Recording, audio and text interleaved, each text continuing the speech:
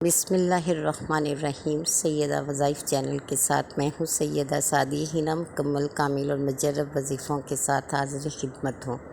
قرض 1 روپیہ ہو یا 1 کروڑ، 1 مہینے کے اندر انشاءاللہ اللہ ایسے اسباب پیدا فرما دے گا کہ آپ کا قرض نہ صرف اتر جائے گا بلکہ پھر آپ کو قرض لینے کی نوبت ہی نہیں پڑے گی، یعنی آپ دنیا سے بے نیاز ہو جائیں گے، پھر کسی کے محتاج نہیں ہوں گے۔ ایسا خوبصورت عمل جس نے کیا خیر ہی پائی، اللہ کی رحمتیں ہی حاصل ہوئی، اور اس وظیفے کی برکات آج تک دیکھ رہے ہیں اور سمیٹ رہے ہیں۔ اگر آپ چاہتے ہیں آپ کا قرض فوراً اترے تو آپ یہ عمل شروع کر دیجئے، لیکن سب سے پہلے نیت کیجئے دنیا اور آخرت کی اور اللہ کی رضا حاصل کرنے کی، کہ یہ عمل جو اللہ تعالیٰ کا حق ہے، جس کا ذکر کیا جائے، جسے یاد کیا جائے، جسے مشکل وقت میں پکارا جائے، بے شک اس جیسا کوئی سننے والا ہے ہی نہیں، نہ اس جیسی کسی کی عطا ہے۔ جیسی شان میرے مالک کی ہے، بے شک دنیا میں کوئی بھی انسان اس طرح سے نہ تو نواز سکتا ہے نہ سن سکتا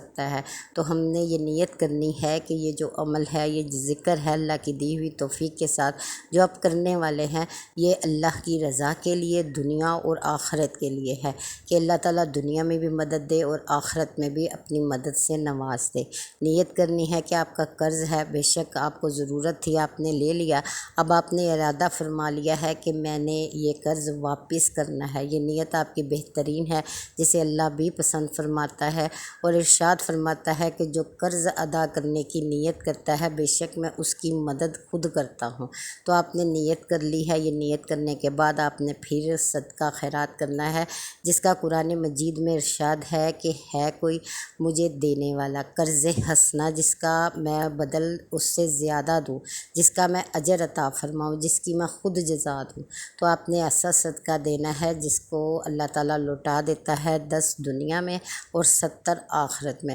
تو اللہ تعالیٰ اس کے بدلے آپ کو انشاءاللہ ضرور نوازے گا، کیونکہ اس کا وعدہ ہے، اس نے قرآن میں لکھا ہے، اور قرآن کا لفظ لفظ سچا ہے، حق پر ہے۔ اس چیز کو آپ بھی تسلیم کرتے ہوں گے، تو آپ نے یقین رکھنا ہے کہ اگر میرے مالک نے یہ تسلی دی ہے، یہ آواز دی ہے، تو یقیناً وہ اپنے وعدوں کا سچا ہے۔ پھر اس کے بعد آپ نے اس عمل کو شروع کرنا ہے۔ آپ نے ایک آیت پڑھنی ہے، بہت ہی کمال کی ہے، لیکن اس کو 2 نفل حاجت میں پڑھیں گے، اور یقین کیجئے کہ اللہ تعالیٰ کی ذات آپ پر متوجہ ہوگی، آپ پر رحمت کرے گی۔ آپ نے 2 نفل پڑھنے ہیں، ویسے ہی سادہ سا انداز ہے، جیسے 2 نفل حاجت کے پڑھتے ہیں، جائے نماز پہ کھڑے ہوتے ہیں اور پھر اللہ تعالیٰ سے دعا کرتے ہیں، نیت کرتے ہیں کہ تیری بارگاہ کی طرف آئی ہوں، کبھی کسی کو مایوس نہیں لٹایا، کبھی کسی کو ناکام نہیں کیا، بے شک تیری طرف رجوع کرنے والا ہمیشہ کامیاب ہی ہوا ہے، نوازا گیا ہے، عطا کیا گیا ہے اسے۔ تو میں بھی انہی بندوں میں سے ایک ہوں جو تیری طرف رجوع کر رہا ہے،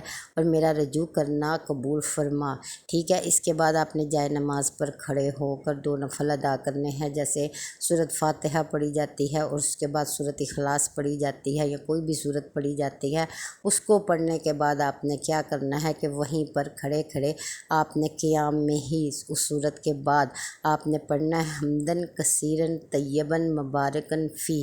یہ پڑھنے کے بعد پھر کہنا ہے اللہ اکبر کبیرہ والحمد للہ کثیرہ وسبحان اللہ بکرۃ و اصیلا۔ ٹھیک ہے، اس کو پڑھنا ہے آپ نے تقریباً 100 بار، وہیں پر کھڑے کھڑے بہت محسوس کیجئے گا ان لفظوں کو۔ یہ اللہ کی تعریف ہے، جو اللہ کو بہت پسند ہے کہ اس کا بندہ اس کی تعریف کرے، اس کا شکر ادا کرے، اس کی بڑائی کو مانے، اس کی کبریائی کو تسلیم کرے۔ جیسے جیسے آپ یہ پڑھتے جائیں گے، پھر آپ کو محسوس ہوگا کہ آپ کے دل میں اس کا اثر ہو رہا ہے، یعنی جیسے جیسے آپ زبان سے ادا کریں گے، آپ کے دل میں بھی وہی کیفیت آئے گی، اور جیسے ہی آپ کی دل کی کیفیت بدلنے لگے، سمجھ جائیے کہ آپ کا وظیفہ قبول ہو رہا ہے۔ اور انہیں صرف لفظ سمجھ کر نہ ادا کیجیے گا، دل سے پڑھیے گا، بہت ہی دھیان سے متوجہ ہو کر اللہ کی حمد و ثنا، تعریف، بڑائی بیان کرنے کے بعد آپ نے پھر ویسے ہی سجدہ دینا ہے جیسے عام طور پر دیا جاتا ہے، اور دوسری رکعت رکعت میں بھی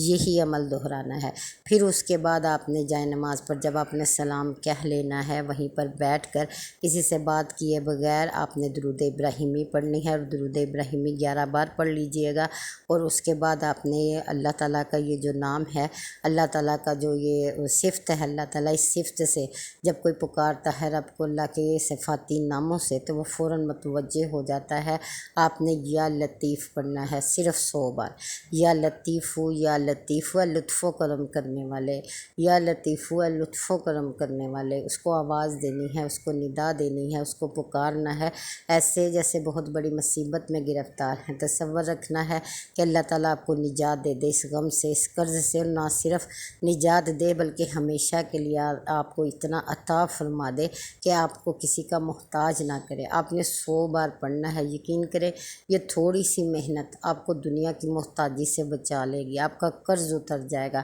اس کے بعد آپ نے دعا مانگنی ہے اپنے لیے، خاص طور پر بعض لوگ عمل کر لیتے ہیں لیکن دعا میں کوتاہی کر جاتے ہیں، دعا دل سے نہیں مانگتے، بس سادہ سے لفظوں میں مانگ کر اٹھ کھڑے ہوتے ہیں۔ پہلے اللہ کی حمد و ثنا کیجئے گا، اللہ کے پیارے پیارے نام لیجئے گا، پھر اسے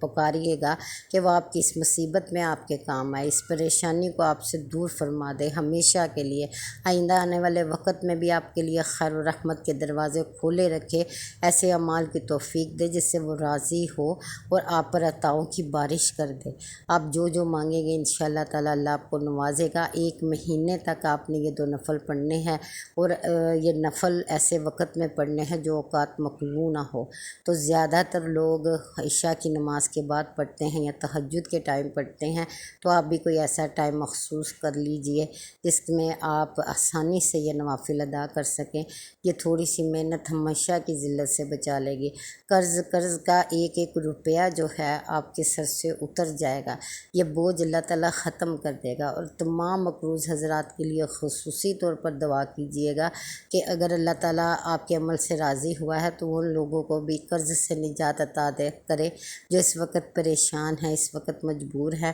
اور اللہ آپ کی بھی مدد کرے۔ انشاءاللہ آپ کسی کے حق میں دعا کریں گے، اللہ تعالیٰ آپ کے حق میں بھی انشاءاللہ ضرور قبول فرمائے گا۔ اور میں بھی دعا کرتی ہوں سب مومنوں کے لیے کہ جتنے لوگ پریشان ہیں اللہ تعالیٰ انہیں آسانیاں عطا فرمائے، ان پر رحمت نازل کرے، ان پر کرم کرے، آمین ثم آمین۔